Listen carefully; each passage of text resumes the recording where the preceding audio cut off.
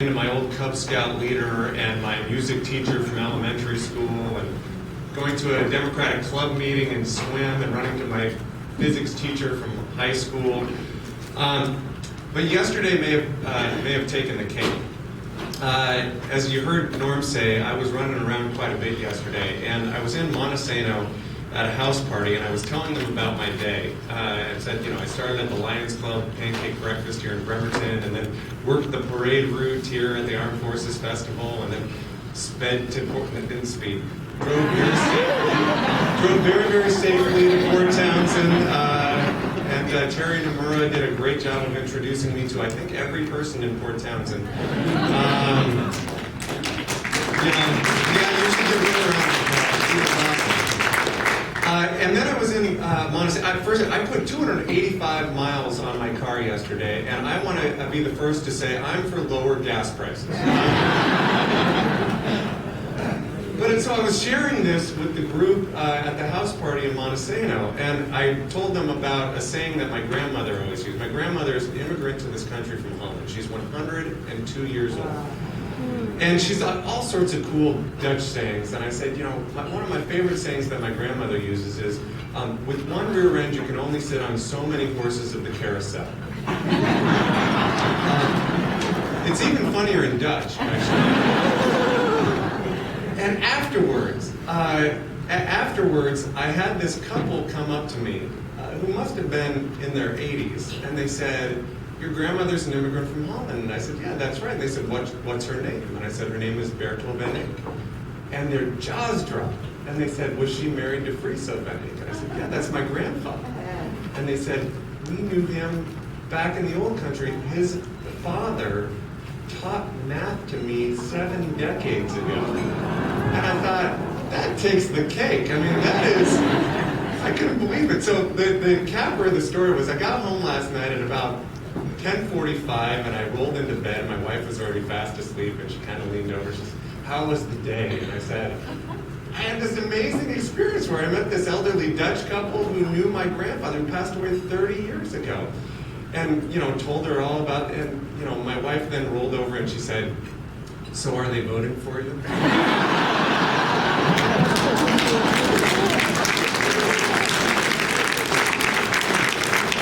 They better.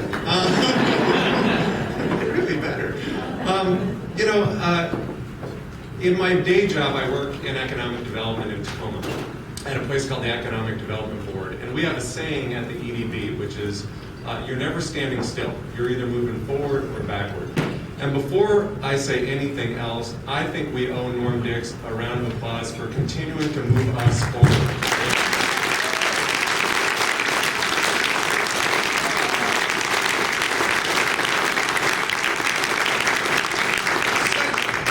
An amazing legacy of moving us forward, whether it be on downtown revitalization here in Bremerton or in Tacoma, whether it be moving us forward on protecting Puget Sound and protecting Hood Canal, whether it be moving us forward to maintain the strong presence of the shipyard or to grow the aerospace industry in our state. He has an extraordinary legacy, and like many of you, when I heard he was retiring, initially I had to make my way through all 7 stages of grief. But the other thing is, once I got to acceptance, I also believe we need to keep moving forward. Norm has extraordinary shoes to fill. Enormous shoes to fill. I've got big feet. I'm not sure my feet are that big. But, he has extraordinary shoes to fill, and we need to keep moving forward. And more than anything else, what I want to say to you today is, I need your help. I need your help. We are up against forces in our politics these days who very much want to move us backwards and want to move against the progress that Norm has fought for the last 3.5 decades. And they want to move against the progress that all of us are committed to as Democrats. I wanted to say a little bit about that. We are up against folks who believe that there is no role for government. I think we as Democrats believe that government certainly can't do everything, but it should at least do the things that it does well. And they are so ideological, they want to completely eliminate even that. They want to move us backward. They want to move us backward on Medicare and Social Security. Without Social Security, nearly half of the elderly Americans in our country would be living at or below the poverty level. Nearly half. This is the most successful program in the history of our government. The Republicans' answer to it is end Medicare as we know it and privatize Social Security. That is moving us backward. To me, this isn't theoretical. My grandmother, I just shared with you, my grandmother's 102 years old and her husband died 31 years ago. If it weren't for Medicare and Social Security, her life would be very, very different. So when we talk about this is not a theoretical policy discussion. This is about fighting for the dignity of elderly Americans in our country. We need to move forward for them and for our country.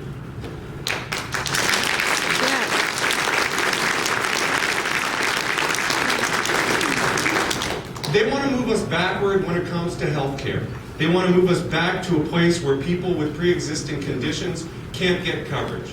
They want to move us backward so that prescription drugs cost more for people, where we're in a position where, as a woman told me recently, she had to cut her pills because she was choosing between food and medicine.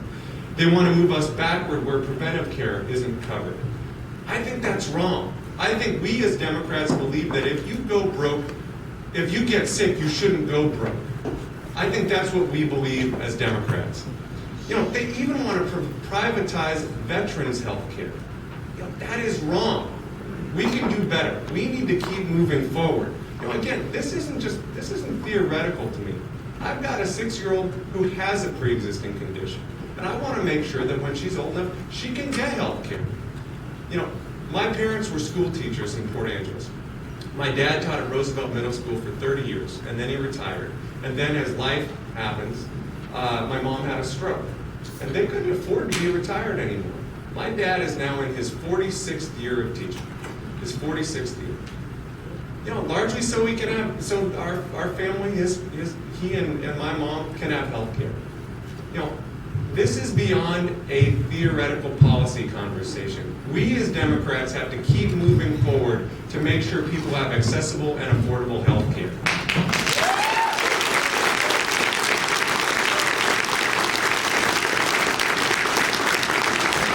They want to move us backward when it comes to protecting our environment. A constant attack on the Environmental Protection Agency, a constant effort to gut the Clean Air Act and gut the Clean Water Act.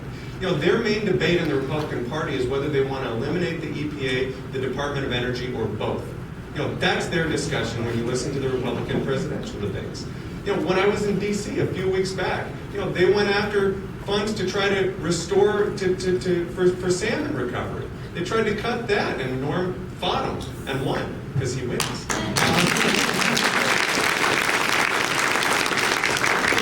Go back to a period before Richard Nixon was president. Only in this Tea Party Congress would Richard Nixon be seen as too progressive. But we as Democrats know better. We actually believe that we need to fight for our environment because our kids are only as safe as the air they breathe and the water that they drink and the earth that we pass on to them.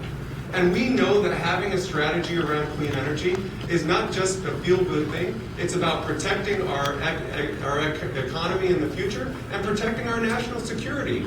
That's about moving forward rather than backwards. And that's what we have to fight for.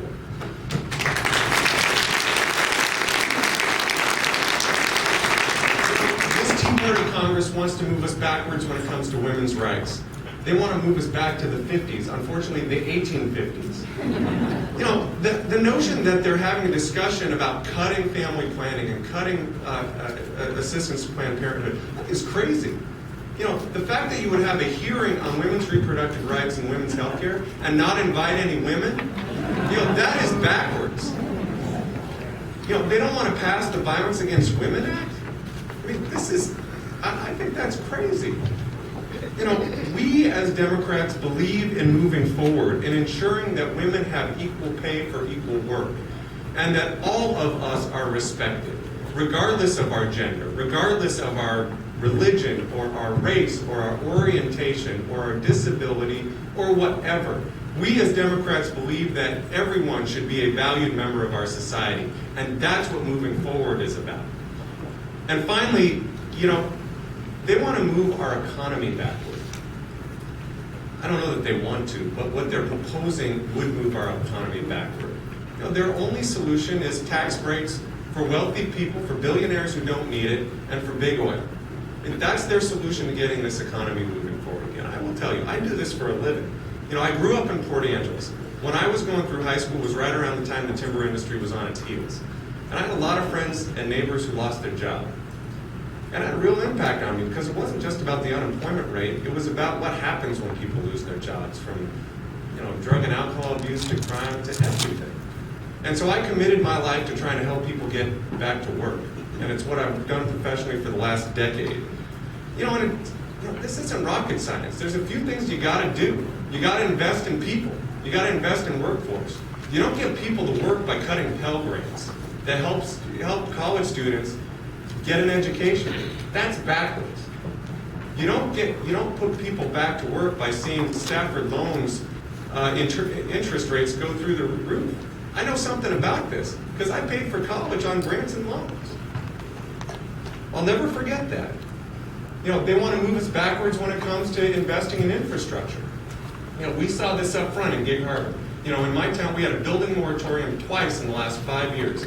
Most recently because the sewer system was at capacity. When your sewer system's at capacity, you only have a few options, right? Either you stop all new construction, or you invest in expanding your sewer system, or you ask people to stop flushing, which we don't really do because that's gross. The Paul Ryan's budget would cut infrastructure investment by 40% over the next 10 years.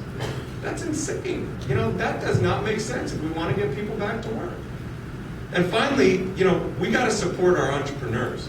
Small businesses are who are going to take us out of this mess. They are our star running back. And we have to have a government that doesn't tackle them at the line of scrimmage, but does some blocking for them. The Paul Ryan budget wants to cut the Small Business Administration. Want to cut research that not only drives innovation, but drives small business creation. That's backwards. So I'm here as a Democrat who actually wants to see our country and our state move forward. But I can't do that alone. I need your help. We are up against a lot. We're up against a world post-Citizens United, where in this world now, money is speech and corporations are people. And that means our politics is fundamentally changed. But I think we can fight it. And the way we fight it is with the people in this room. We fight it by us getting to work. And I need your help. We've got less than 6 months before the election. And I can't do this on my own. As many miles as I'm willing to put on my car and as many hours as I'm willing to put in, I can't do this alone. So I'm here to ask for your help in moving this country forward. We've got sign-up sheets that we're sending around. We've got little envelopes outside. There's a lot of things you can do with these. Oftentimes when you hear elected officials talk, they point to the top of the envelope about the credit card. And God knows that's important because campaigns cost a lot of money. I've got 5 Republican opponents. One put $88,000 of his own money into the race. One put $133,000 of his own money into the race. And one put $500,000 of his own money into the race. I called my parents and said, "Why were you teachers?" I can't do that. I don't have deep pockets, but I have deep friendships, and I consider many of you in this room to be my friends. So I'm here to ask for your help. If you're willing to help out financially, I need your help.